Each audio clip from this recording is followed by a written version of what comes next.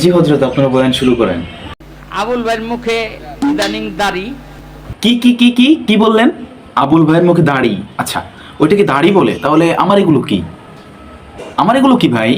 যদি ওইটাকে দাড়ি বলে, আমার এটা কি?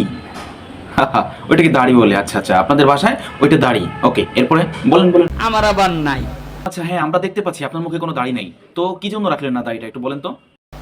রাসূল করিম সাল্লাল্লাহু আলাইহি সাল্লাম বলছে একটা দাড়িতে 70 জন ফেরেশতা। হ্যাঁ, আপনি ঠিকই বলেছেন, একটা দাড়িতে 70 জন ফেরেশতা থাকে। তাহলে সমস্যা কি বলেন, কি জন্য রাখেন নাই?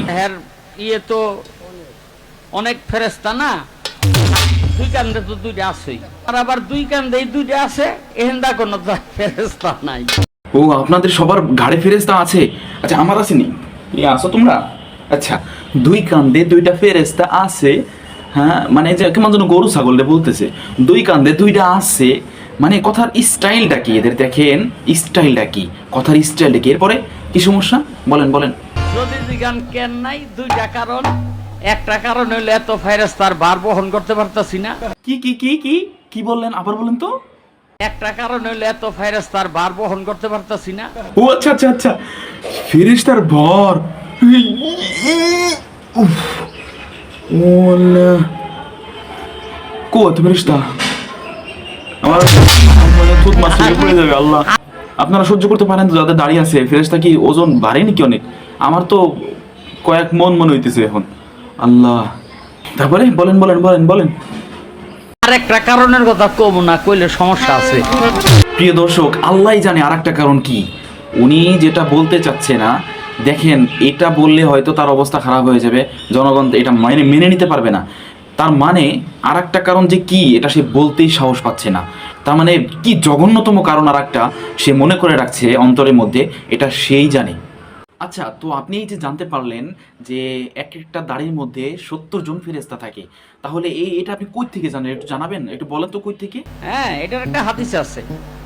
হ্যাঁ, মসজিদের মধ্যে আল্লাহ রাসূল খুতবা দিতেছে, আর এক ব্যক্তির দিকে তাকাইয়া হাসলো। আরে হাসলো কেন? এত চিন্তায় পড়ে গেছে, একটা দাড়ি, বেটা থোতার মধ্যে একটা দাড়ি। হে, আবার আবার আবার কি কি বললি, কি বললি?